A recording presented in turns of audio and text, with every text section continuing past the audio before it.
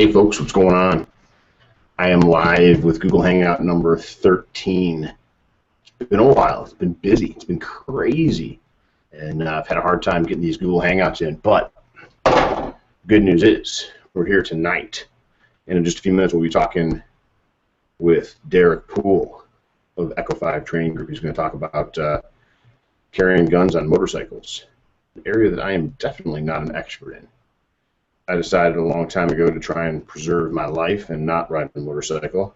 Not because motorcycles are inherently dangerous, but I'm an idiot when it comes to speed. So, therefore, I don't ride a bike. That means I don't have to carry a gun with a bike, or when I'm on a bike. See what I mean?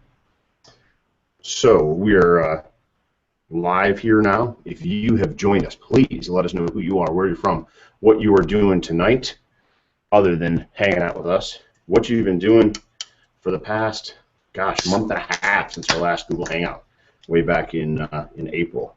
Getting a beverage going here. Just got done doing some push-ups, so I'm a little thirsty. Little energy drink. Probably not the best choice, but tastes good. So that's what we're going to do. So hopefully you folks are having a good night. Hopefully things are going well. Let me get the questions and answers up here on my right-hand pane. There they go. So now you can actually chime in and let us know who you are, where you're from, what is going on, what kind of gun you carry, what kind of bike you carry it on, and how you carry it. That's what we're going to be talking about tonight. I'm going to go ahead and keep getting set up here. I tell you, it's almost like I've never done this before. For some reason, it looks like my lower third. Turn that on. There we go. Oh, that looks good. How about we do that? Much better. I can choose a different logo here as well.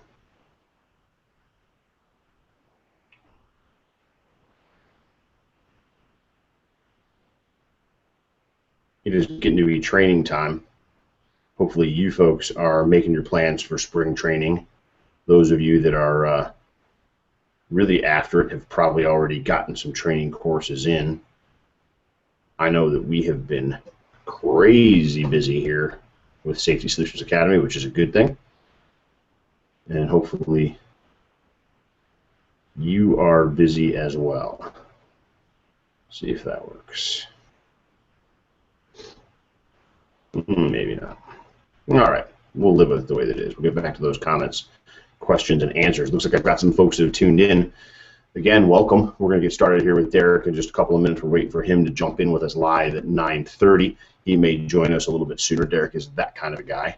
Let us know who you are, where you're from, what you've been up to. I'm glad you're here with us tonight.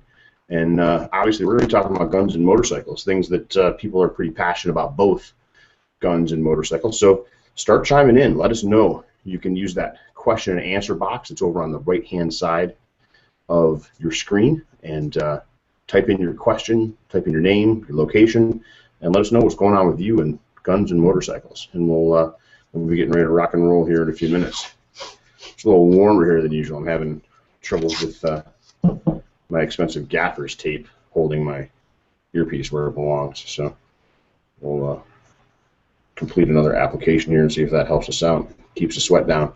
But hopefully you folks are doing well and have been doing well as spring is starting to roll in across the country. Last time we talked here on a Google Hangout, it was still cold. It was still snowing. It was still tough to get out and get training accomplished, but that's not the case now. Today we had 83 degrees here in the Cleveland area, nice and warm, plenty warm to get out and get some training. In fact, warm enough you have to start thinking about hydration and things like that. So make sure when you get out and get that training that you are thinking about those kinds of things, making sure that you're staying safe. Safety is an important concept that doesn't just apply to carrying a gun. You got to stay hydrated as well. As Caleb Causey of Lone Star Medical would say, drink water.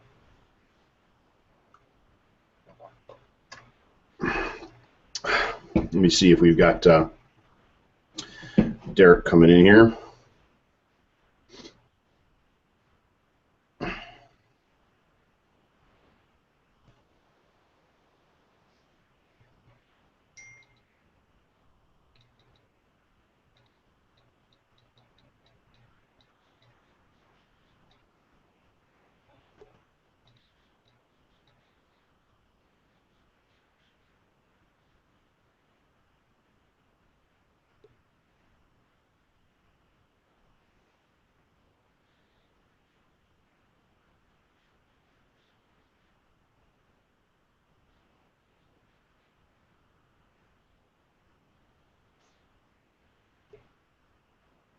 All right.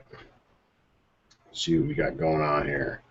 Looks like we've got a couple more people to join us. My name is Paul Carlson. I'm the owner of Safety Solutions Academy, and I'm glad you're here hanging out with us on our Google Hangout tonight. Got that comment section over on the right-hand side of the page. Make sure you check in and let us know who you are, where you're from. Love to hear from you.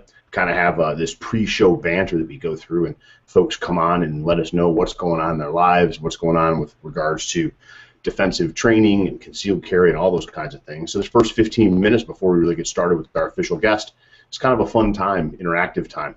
The whole show can be interactive as well, but this is really the kind of the informal hangout, chit chat, make fun of me for drinking Diet Coke and that kind of thing. So, feel free to chime in and say hello over there on the right-hand side in the questions and answers box. I try and keep a good tab on that and make sure that we're talking with the folks that are coming to join us. We haven't been on the air for, gosh, it's been a month and a half or so now. And in that time, I'm sure that a lot of folks have kind of drifted off, and we need to build some momentum again. We were at a point where we had dozens of people that were joining us each time we had a broadcast, which was outstanding. We just need to get back to that point now.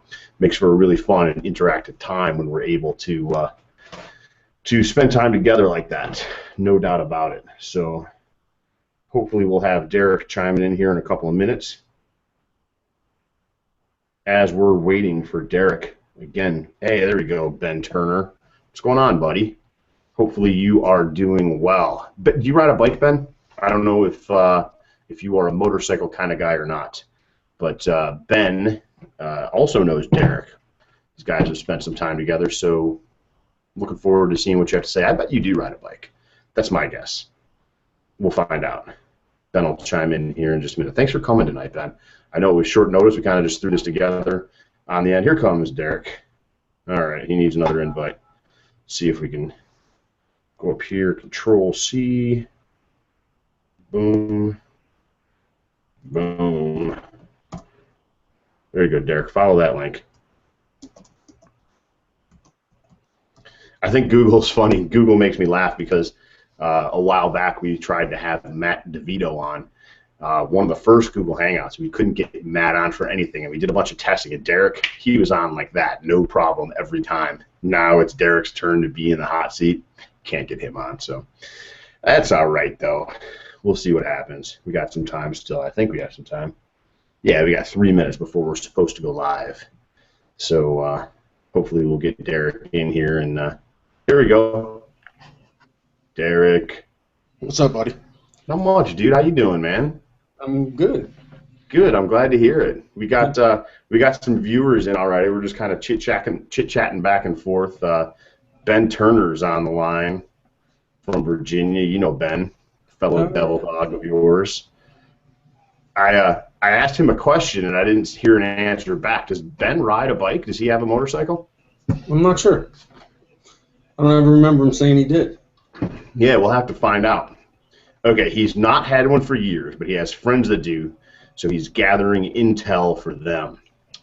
Good work, Ben. Good work. He lives in a good state for it. Yeah.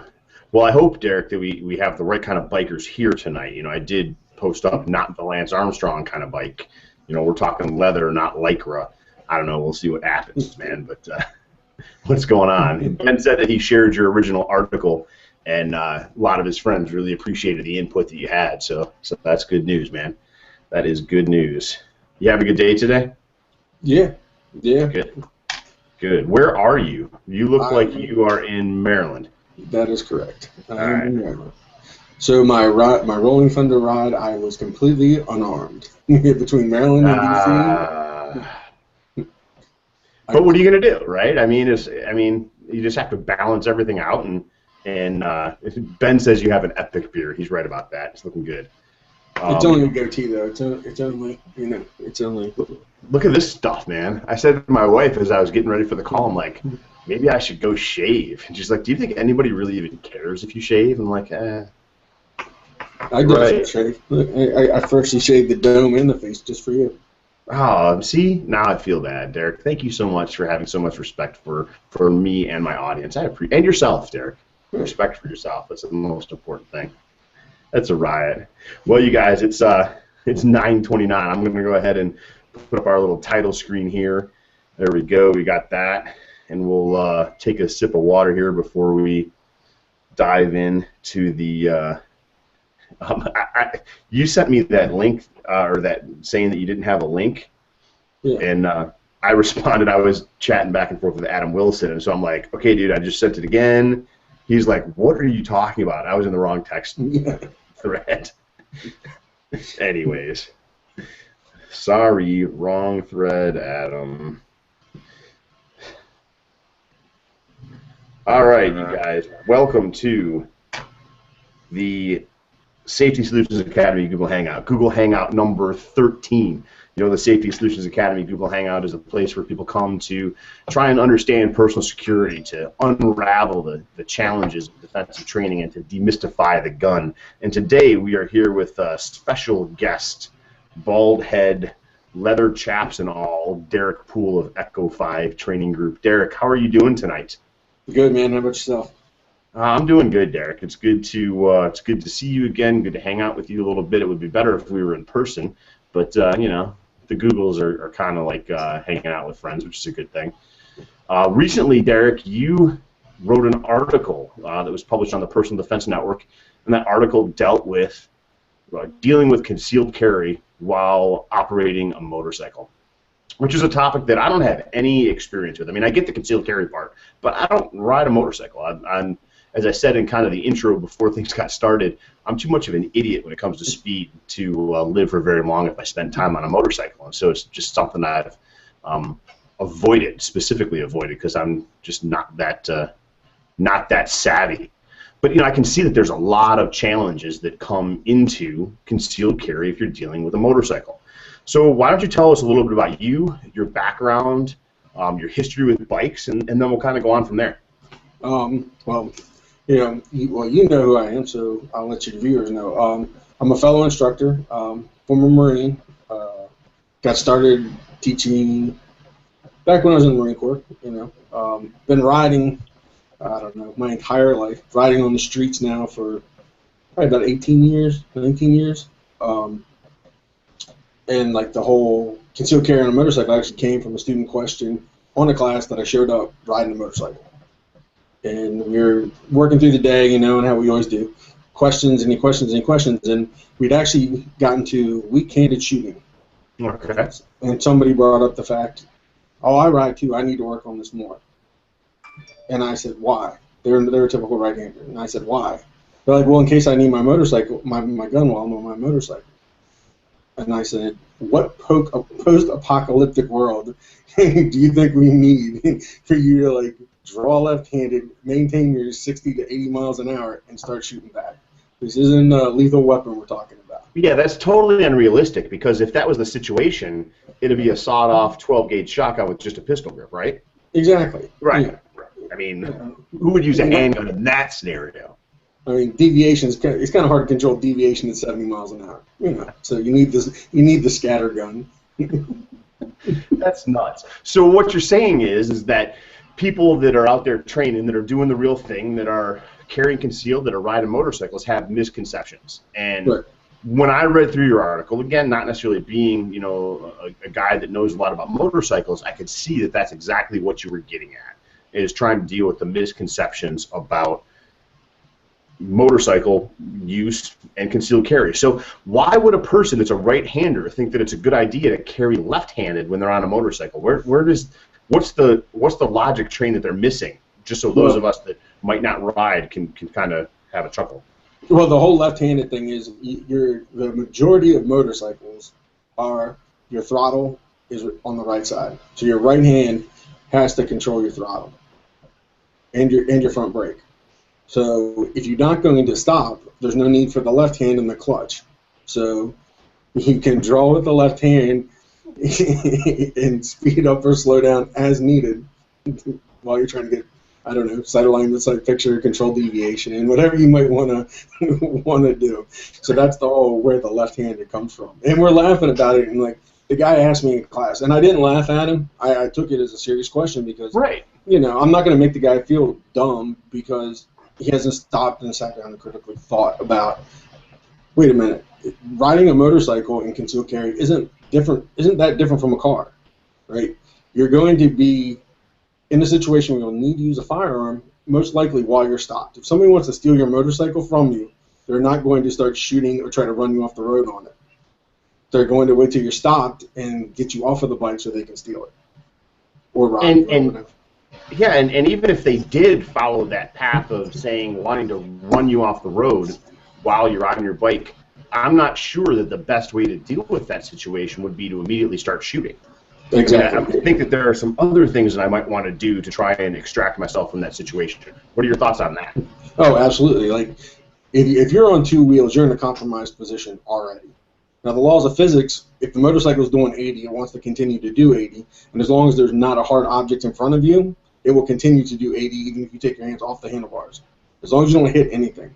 But you really want to try to fight a fight when you're in that much of a compromised position? Do you want to? It seems to me that you would much prefer, the preferred method would be speed up to get away, slow down and stop, like somewhere to because you're in more danger of being killed, being thrown off of the bike, right, than anything else. So, first get the bike stopped. If for some reason somebody is doing something where you need your firearm, you're going to evade, escape, or get stopped. One of the three. And at that point in time, then you can start the fight if you need to. Correct. Yeah. And it doesn't seem to me, Deryck, like there's any advantage to moving on a motorcycle compared to being stopped if I'm being attacked by, quote, a vehicle.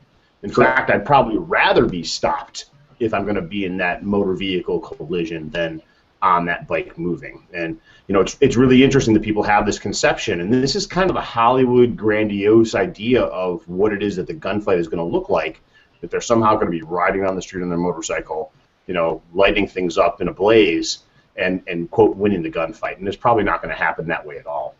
Right. A lot of people, well, when I think about the motorcycle, I think about it from the standpoint of freedom. And I don't mean, there's some amendment that lets me ride a motorcycle. I just mean, the wind in your hair, out on the road, great gas mileage, the ability to go just about anywhere and do just about anything. And that has some cool advantages when it comes to a bike. But when I also think about that, it has some disadvantages. The confines of the automobile, when we think about motor vehicles, from a tactical standpoint, from a safety standpoint, offer us some advantages that a motorcycle doesn't. How is it that we have to take that into consideration when we're thinking about concealed carry? Anything different from being in a car, being on a motorcycle? Positioning, depending on the type of bike you have. So I'm a strong side appendix carry. Both of my bikes are more of the cruiser style, where I'm sitting more upright, not leaned down over the tank in that cafe sport bag style. So for me, great, doesn't really get in the way. If I was on a sport bike and I was an appendix carry, I would have to change that up. Because one, it's not comfortable, and two, most motorcycle guys like myself are freaks about our paint job, and your motorcycle, the steel and polymer leaning up against your pretty painted tank is not a very good thing. So you'd have to find an alternative carry on that. Also storage, a car, you have glove compartments, armrests, trunk, like all these different places you can put a gun.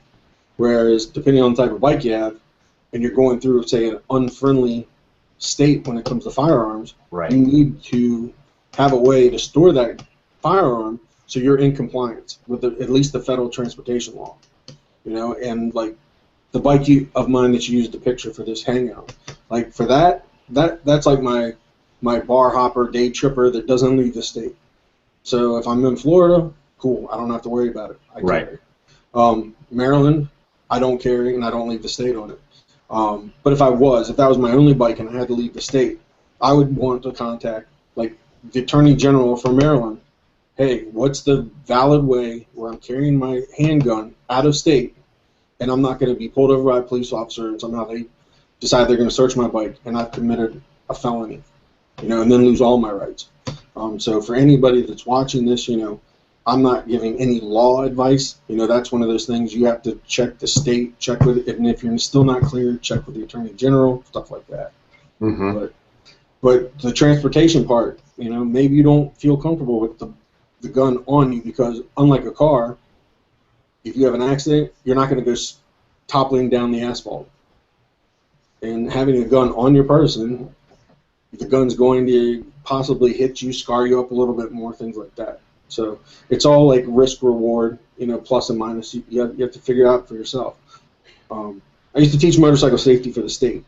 And like I would start every class out with everybody defines risk differently. Some of you are here, you'll ride a motorcycle, but there's no way in hell you'd ever jump out of a plane. You'd never skydive. But then there's skydivers that say, I'd never get on a motorcycle. Right. So it's really, you have to define your own risk level. So on body, off body is sort of personal preference, and you looking at your own willingness to take on the risk of the plus and minuses. So let's stick with the legal aspects for just a minute. I do a lot of traveling in between states, and I oftentimes make decisions about what I do with firearms based on the laws of the states that I'm going to be passing through. But with a motor vehicle, I've got lots of places where, depending on state law, I might be able to legally put that handgun. If I'm in a rental car, I probably have a trunk. I can lock the unloaded handgun up in a trunk. If I've got an SUV, I can probably put it in the back of the SUV, far away from my reach when I'm in the driver's seat. Unloaded, locked in a box, no problem. On a motorcycle, obviously, though, it's a much smaller unit, a much smaller vehicle. What suggestions do you have, Deryck, for folks that do need to store their firearm on their motorcycle? What kinds of things can they look for from an accessory standpoint, or what kind of qualities in a bike might help them out? Well, I mean, ideally, if you're traveling between states, a touring bike with hard bags, hard lockable bags. Then on top of that, add to that, like a personal firearm safe, like the easy access safe that a lot of people travel with, that you could anchor into that hard bag. If you're got a bike that only has soft saddle bags, same thing. You can get the different types of personal access safe and then find a way to anchor them so they're almost like permanently attached to the motorcycle, or it takes a good amount of time and tools to get it off. Even with like that bike that you use in the picture, it has no saddlebags, it has nothing. It's pretty much a bare bones bike. But that same bike used to be my only bike. If I would travel to Florida, I would have a backpack type thing attached to the sissy bar, and I would put a quick access safe in the bag, put the handgun in there, unloaded, and travel like that. That's how I used to travel when that was my only bike. It's one of those things where it's a hassle. It can be a severe hassle. Are you so worried about the state law that you have to call all these different people? And then when you contact an attorney general, are you going to take the word of the person in the office, or are you going to want them to fax you a letter? Because if you want them to fax you a letter to travel with, you might never get it. So. Right. So it sounds to me like when we look at traveling with firearms on a motorcycle, especially when we're going between states, there's a lot of homework that needs to be done over and above what we might need to do if we're using just a regular motor vehicle, where we've got a lockable compartment where we can put that firearm. So that's something for folks to take into consideration. We also kind of started to get into the idea of how we carry that gun on the motorcycle. And, when we're talking about transporting it from one place to another, when that gun is stored, that's different from being ready to be used for self-defense. What kinds of things do people need to keep in mind when we're talking about having a gun on us at the ready while we're on a motorcycle? Anything different from, being in a motor vehicle? Not really. I mean, the thing that I like is consistency, right? If you, like I appendix carry, and I prefer to appendix carry whether I'm on my motorcycle, whether I'm in my car. And I'm lucky enough that I have, motorcycles that allow it. But if you don't, say you go from appendix to strong side because your positioning on the bike doesn't allow it, you're going to have to, you're going to have to train it. Right. And you need to, you're going to have to wear something to conceal it. Whatever it is that you wear to conceal it, for consistency reasons, you're going to need to put that concealment garment on, go to the range, and practice with that concealment garment, right? We want to try to build that neural pathway of, hey, I have a vest on. Instead of going forward with my hand, my draw stroke should be coming off to my strong side. Something to, give that neural pathway, that sensory response of, hey, I'm in a different position than I normally carry. And do you find, Deryck, that when you're on a motorcycle that you need to have different cover garments to be able to conceal the handgun? Definitely. Okay, tell us about that. What's the deal there? Well, I mean, like you said, you're free. You're out in the wind. You know, you get the wind blowing your hair. But when you're in the wind, that wind wants to take what?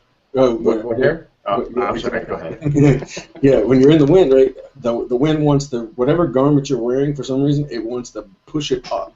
So you see a lot of sport bike guys going down the road with t-shirts on, and the t-shirt's like up near their neck, and their back is completely bare.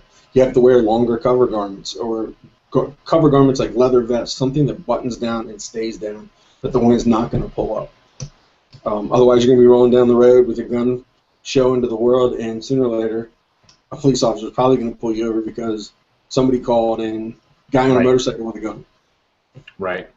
And we had that challenge here in Ohio when our concealed carry law originally passed. It was kind of an odd law in the fact that when you were on a motor vehicle, you had to carry in plain sight. So it could not be concealed in the motor vehicle. That meant guys on motorcycles had to carry open.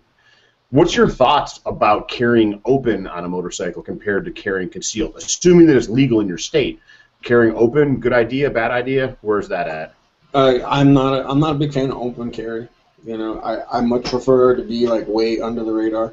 Like I'm a firearms instructor, but none of my vehicles say anything gun related on them, nor do my motorcycles. You know, if that's your only way to carry, and it's not like the political statement of, I would say it's better than, you know, it's better than not carrying. Right. But then if you're wide open like that, I would really suggest some sort of retention. You know, like a Black Hawk, something with a thumb brake, something that's going to make sure that that gun is not flying out. You know, cover garment provides a little bit extra retention. You know, like my leather vest is on the back of my chair right now. So when I'm riding, this leather vest, I wear that. You know, it keeps my shirt down, it keeps it concealed. You know, and as well as it provides a little retention because it does snap tighter to me than like a normal, a normal shirt. Yeah. When I think about retention on motorcycles, it inevitably leads me to the situation where you might need the most retention you'd ever need in your life. You know, obviously the biggest risk somebody on a motorcycle faces is the fact that they could end up on the ground while they're riding their bike.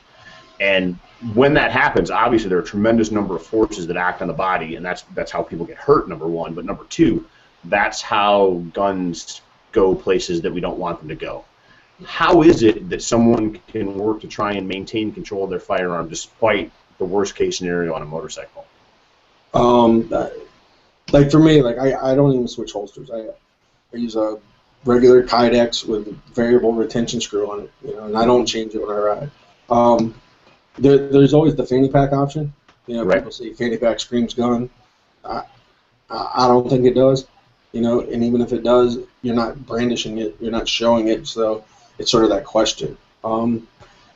If you go down on a bike, the last thing you need to worry about is your gun. Like your gun should have a safety or safeties on it that work. You know, a Glock, you know, has 3 different safeties. You know, and that's what I carry.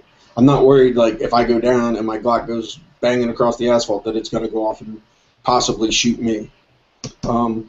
So I don't really worry about the gun per se. You know, my worst thing of hitting the ground is I'm worried about me. So when they ask where to carry, I say carry pretty much, you know, any way that you feel comfortable, that you can conceal, that you can train, with the exception of small of the back. The last thing you want is something glued up to your spine, some steel and polymer, and then you hit the ground and have to worry about not only breaking your neck, breaking your back, breaking bones, but then permanently paralyzing yourself because you have a hunk of metal jammed in the middle of your back and you land on it. But like strong side carry, I mean, you're really not going to do any more damage with the gun there and you landing on it than if it wasn't there. Appendix carry, you're most likely not going to Superman slide across the asphalt with the gun on the. You're going to tumble. So I really don't worry about, you know, what happens if I go down and the gun goes flying. Well, you go down and the gun goes flying, everything on your motorcycle is going flying. Like hard bags, soft bags, it doesn't matter. It becomes a yard sale on the highway. So that means even a gun that's stored in those hard bags probably is going to be at that point in time on the loose. Correct. Yep. Yeah. And again, the biggest concern isn't the fact that there's a piece of metal out there. The biggest concern is staying in one piece when you do go down. Correct. Correct. When we think about being on a motorcycle, Deryck, obviously you carry a gun on a motorcycle because the consequences of being involved in a violent encounter significantly outweigh the risks that we're talking about right now if you go down while you're carrying that firearm. One of the things that we always want to be sure of when it comes to personal defense and staying safe is the concept of avoidance. And we talked about the freedom that a motorcycle gives you and compared to an automobile. At the same time, it gives you an added level of risk because there's no protection around you. Obviously, that's true when it comes to motor vehicle accidents, but it's also true when it comes to interacting with other people. What kinds of things can you suggest to our viewers out there that ride motorcycles that can help them to stay safe, even though they don't have that physical barrier of an automobile, doors, windows, glass, to keep them separated from those that might want to do them harm? Any thoughts? Yeah, definitely. Like when you're like gas stops, if you're on a long distance ride and you're going to areas that you don't know, gas stops. You pull off for a gas stop. Don't wait for the fuel light to come on. Don't wait for reserve to hit. Plan your gas stops before that so you can pull off the road. And you say you pull in, you don't know the area. You see a gas station, but it looks shady. You're not being a wimp because you make a U-turn and get back on the highway to find a better option for gas. Like I don't like riding at night because that's where you don't see road gators, animals, all the things that can put you on the ground. You have less time to react. So, right. But if you're in an area you don't know, there's nothing saying you have to get gas there. Like I was in a car, but I was at the end of a long trip from Florida, and I was like, I have to go to the bathroom, and I used a rest area, and it was pitch black out, and I did basically zero threat assessment. Didn't really look around, just was, holy crap, I need to go to the bathroom. I stopped, and I almost got into a pretty bad situation. I think I told you about this. Yeah, you did. I was probably, in the state I was probably within my rights to stop and confront the guy, or stop and, say, you know what, I have a gun on, so I'm not afraid. I'm not really afraid anyway. I'm a 6'4", 245-pound guy. I'm not a small guy. Right. But, what did I do? I sort of, put on a mild jog back to my car with him calling me names and didn't stop to, show that I'm the tough guy, that I'm the firearms instructor that's not afraid to get into the gunfight. There's nothing wrong with, changing your mind, pull out of the gas stop, pull out of the McDonald's, pull out of the 7-Eleven. You don't have to stop, And when you do stop, if you're going to be stopped and it's legal for you to carry and you've done off-body, pull somewhere where you're not way away, where if you need to help, you can scream help, but at the same time you're far enough away that nobody's going to watch you put your gun on. You're out of sight or out of everybody's field of view putting your gun on. So, there's definitely nothing wrong with avoidance. Yeah, that definitely makes a lot of sense, Deryck. We talked before about training, and Joseph Cargile has a question that it really makes a lot of sense to ask. You talked about making sure you train with cover garment, etc. What about headgear? If you wear a helmet when you're on your bike, what kind of impact might that have on your use of a firearm? And would you suggest training at the range with your helmet on? I wear a pretty open helmet. I wear a 3/4 helmet, but I don't have the facial bar and the visor. In terms of shooting a firearm, and I'd say worst case scenario, you need to make a high precision shot. A shot that requires a lot of precision. The gun is going to be in and parallel with your line of sight, and with a visor up, it's nothing more than basically training with sunglasses on. I don't know how critical it would be of having the helmet on or not having the helmet on. We worked together, just from me thinking about it, when I was in the Marines, wearing a helmet, not wearing a helmet, we wore helmets all the time when we were shooting, but that was more of safety protocol of why we had to wear them. Right. Right. I don't see it wouldn't be a harm. Let me say it like that way. That's the attitude that I'd take, Deryck, is it's certainly not going to hurt to go ahead and put that lid on and train with it while you're at the range. Make sure you've got your hearing protection in still. Make sure you can keep your ears safe. Make sure you can keep your eyes safe. Wear glasses underneath. But I think the biggest situation that I'd find is if you wear a helmet that has a full face mask on it, a visor that needs to, or that goes up and down, has a bar in front of the mouth. That could change how it is that the arms interact with each other and your alignment. Also, when I think about leather, if you've got a bulky leather coat on for protection, that's very similar to, police officer wearing armor, and it may affect your ability to drive out to full extension. So you certainly want to know and understand your range of motion and what positions you can get into with that gear. The other thing that I think about, and I don't know if you wear gloves while you ride or not, Deryck, but if you wear gloves and you plan on carrying your gun, you better make sure that you're going to be able to operate that firearm with those gloves on. Otherwise, it doesn't make any sense. Yeah. Yeah. Can you think of anything else as far as gear-wise? I mean, that's what I can think of as helmet, leather, making sure that if you have additional leather, let's say you put a pair of chaps on, you're not going to interfere with the draw from the holster, those kinds of things. Anything else you can think of? No, the gloves are a good one. Like I wear almost always, but the fingerless gloves. But winter time does come, and it is important. You put on thicker gloves because it's colder. If you're one of those guys that rides in like the more northern states that gets colder sooner or gets colder at night, it's a very good point that I didn't actually didn't think of because it's not my context of living.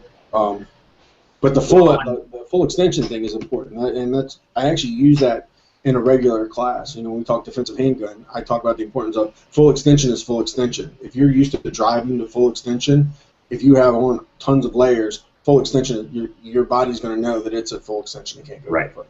Right. Absolutely. Ben brings up a really good point. He talks about the idea that what you're talking about with travel safety really just applies to anybody. There are some special nuances to deal with motorcycles because you don't have that shell around you. But when it comes to travel safety, vehicle safety, it always makes sense for everybody to have that level of awareness, to plan ahead, to not drive down to fumes when you need to get gas, and that makes sense. And I think it ties in exactly the same way right now when we talk about gear. When we talk about the idea of making sure that your clothing and your gear interacts well with your firearm, when we change seasons, here I'm in Cleveland, Ohio. You've been up here in Cleveland in the wintertime, right, Deryck? Oh, yeah. That has a fun weekend, wasn't it? Yeah, it's already rusted. Pretty much rusted through the floorboards in one weekend. But, the idea being that, when it comes time for winter, I've got to pay attention to the gloves I'm going to wear, the coat that I have on, all kinds of things, because that has an effect on concealed carry. And that's important to think about. So definitely, Ben, that's an excellent point. Deryck, what else did you talk about in your article that you think is important for folks to know about when it comes to concealed carry on a motorcycle? Thinking back to it, the big ones are, deciding, some people that watch this might say, there's no way I'm ever putting a gun on my body and on the motorcycle. In cases like that, you have to train it. Right. If you're gonna go, like I brought one, like for the article, got the old trusty 511 with the Right. You have to train it. The nice thing about that is you're not going to carry on body. Well, you can pull right up to a gas tank, open your saddlebag, tour pack, whatever, and strap it on because nobody sees a gun. That's the upside to going that route.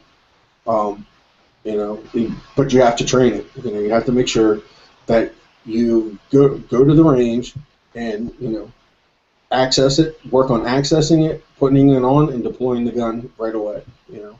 You can put it on and then work on it, but put a little stress on it. Have it off body. What if most likely when something's going to happen, it's going to happen when you're off the bike. Right. So you have to access it. What if that is just in your hand? It's not even on your body yet. And you have to work on making sure that you are competent enough to get the gun out and pull the right zipper and get a good firing grip on that gun. You don't unzip it, and next thing you know, you have the end of the barrel in your hand. Right. So training is the big thing. And again, that ties right back into folks that choose to not carry on the body when they're in a motor vehicle. You know, if you're leaving the car to go into the gas station, you're much more likely to have some kind of a negative interaction either on the way into the quick stop or on the way out of the quick stop than you are while you're in your locked car doing 70 miles an hour down the highway. And so we have to remember that if we're going to choose to carry off body, we've got to be consistent in how it is that we get that firearm back onto our body and make sure that it happens each and every time. And Ben says that, you know, definitely do not stop in PG country ever. And apparently you'll understand that. I have no idea what he's talking about. It's the next county over from my parents. Gotcha. That's not the place to stop then, huh? Well, that happens for sure. Those of you that are tuned in with us, I know we've had some questions from Joe and Ben both. If there are others of you out there that have questions, make sure you chime in. I think we're probably getting pretty close to wrapping up here. Deryck, what do you have going on with Echo 5 Training Group, your training company? Where are you located? How can people find you? And what kind of training courses do you have coming up?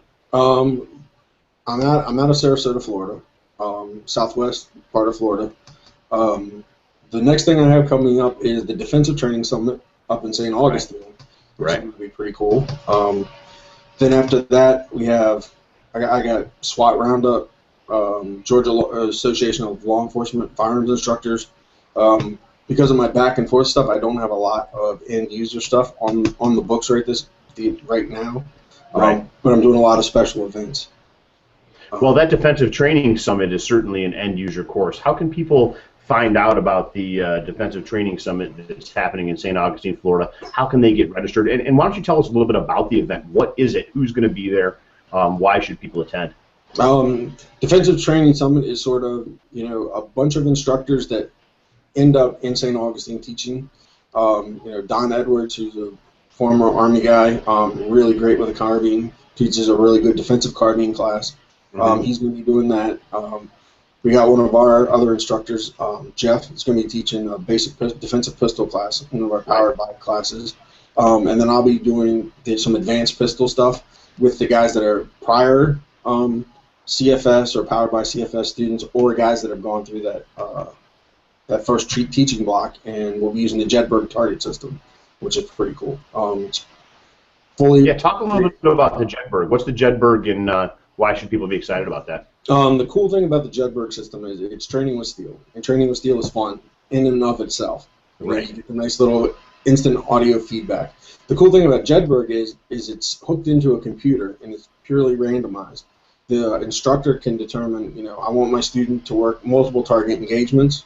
Here's how many engagements I want them to have, and here's the round count. And the round count being that each individual target will put a random number between X and Y. So say I wanted my students to shoot between 3 and 8 rounds to kill a target. The computer's going to randomize it, and each target is going to require a different number. And it really drives home, you know, processing of information, you know, finding the next threat, you know, putting combat accurate hits on that threat, because that threat's not going down until it gets the number that the computer's assigned to that target. Right.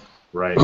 So it's a very, very cool system, and it takes it to the paper, takes it to the whole another level. I was lucky enough to be a student on a PDN video that was being shot using that system. They had me out there as a student, and I teach it and I train it, and it gets kind of like you shoot paper, you shoot paper, you shoot paper. Cool, let's go do a reality scenario. Okay, that's pretty cool. I was like a little kid on this thing, man. I literally there was 3 instructors. Being with students on this thing, and we were literally like 5-year-olds arguing over who got to play with the toy next. Everybody wanted to be, I'll be the student, and every time the scenarios became more difficult and more complex, nobody backed up and said, I don't want to look like an idiot on video. Everybody was like, no, I'll do it. No, it's a very cool system, and it's a great way to test your ability to apply your skill in context. That's awesome. I'm really excited about that, and I'm excited that it got assigned to me as the instructor. So there you go. The good things happen to those that wait, right? Right. How can people sign up for the Defensive Training Summit down there in St. Augustine, Florida? If you go to my company website, echo5tg.com, okay. I sort of plastered it everywhere. I threw it up on the blog. I actually gave it its own menu item. It lays out the schedule, short description of most of the classes, and then it has the registration link pasted all over the place. The cool thing is it's 1 day, 2 day. We're doing medical. We're doing some AR armor stuff. Might have a night shoot in there for the guys that have their night vision stuff that want to have a little, fun with guns at night. So it's going to be a really cool deal. A lot of good instructors, and the price, the price point is $300 for 2 days. Oh, that's a great price point. I mean, that's a bargain in the shooting industry these days. That's cool. And 200 for one. And we have it set up the way we scheduled it. If you take 2 days, you can hit carbine, basic pistol, advanced pistol, and then throw in a medical. You can pull off, 4 different training blocks over a 2 day period. Vet instructors, vet material. It's a really cool setup. And I'm awesome. really happy that I got asked to be part of it. Right. What are the dates on that, Deryck? June 21st and 22nd. Oh, so that's coming up soon. So those of you folks that are in the St. Augustine area or looking for an excuse to be in the St. Augustine area, June 21 through 21 through what, Deryck? 21st and 22nd. 21st and 22nd. Those 2 days, you're going to be down in the St. Augustine area. Get signed up. You're going to head to www.echo5tg. That's the number 5, isn't it, Deryck, off the top of my head? Spelled out. Oh, Echo, F-I-V-E-T-G. Echo5traininggroup.com. Awesome. Get that checked out and definitely take a look at what it is that Deryck and his fellow instructors have going on down there in St. Augustine, Florida. That's a place that I've been working on getting to, but that's not a weekend that's going to work for me, or I'd be down there with you, buddy. That'd be a lot of fun to play with the Jedburgh and just hang out with you guys and see what's going on. So, well, this is the inaugural event, so we're trying to get it big enough that we want to make it an annual event, so we need to bring more instructors down. So then maybe I can force you to come down because it's a paid weekend. Yeah, I was going to say, put in a good word for me, see if you can work with the powers that be. Exactly. Well, Deryck, I definitely want to say thanks for chatting with us. Before we go, Ben's got one more question. He threw out an idea about magnetic restraints, kind of like the holsters that work underneath steering wheels, things like that. What do you think about that for carry on a motorcycle? Good idea, bad idea? I don't know if I trust it. I'd have to, throw it, like Crossbreed came out with like one that clamps on the handlebars. Right. But your motorcycle, you're on a motorcycle, you're in the open, so there's not really too many places that you can hide it or use one of those systems that clamps to a bar. Right. But anything you're going to do like that, I would highly suggest getting a blue gun and throwing it in there and hit the road and do 80 miles an hour or 75 or whatever the speed limit is. Whatever the speed limit is, right, yeah. Right. And test it out to make sure it's not going to go flying at the most inopportune moment, because that's usually what happens on a motorcycle. No doubt about it. You think you have it strapped down perfectly. I can't tell you the number of hats, jackets that I thought were perfectly bungee cord on my bike and have gotten left in various states around the country because I thought the bungee cord was good. I'll keep an eye out for those, Deryck. They would probably almost fit me. I could swim in them a little bit, but yeah. So that's awesome, man. We appreciate you taking the time. Yeah, go. One more question that I got when I wrote the article. Somebody said they off-road. They ride a motorcycle off-road and they always open carry.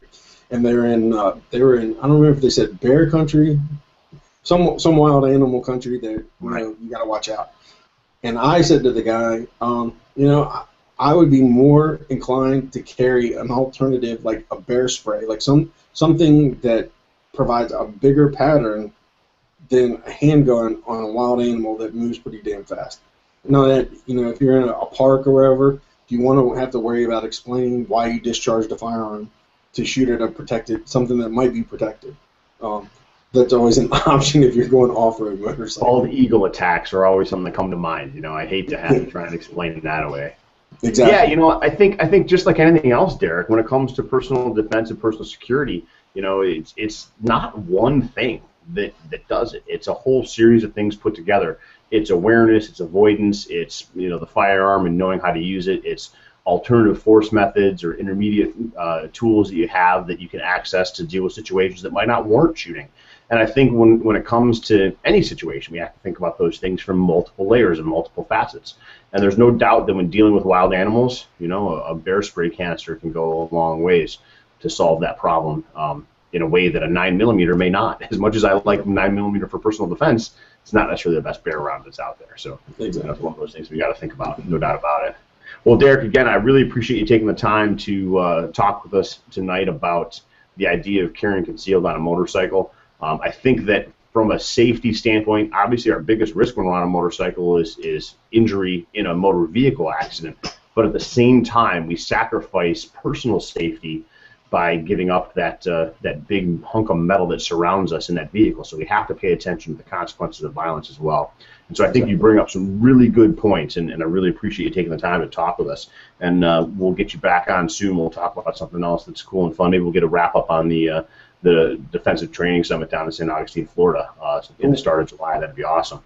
Those of you that are here tuning in, thanks so much for coming to check out the Safety Solutions Academy Google Hangout. Really enjoyed having you this evening.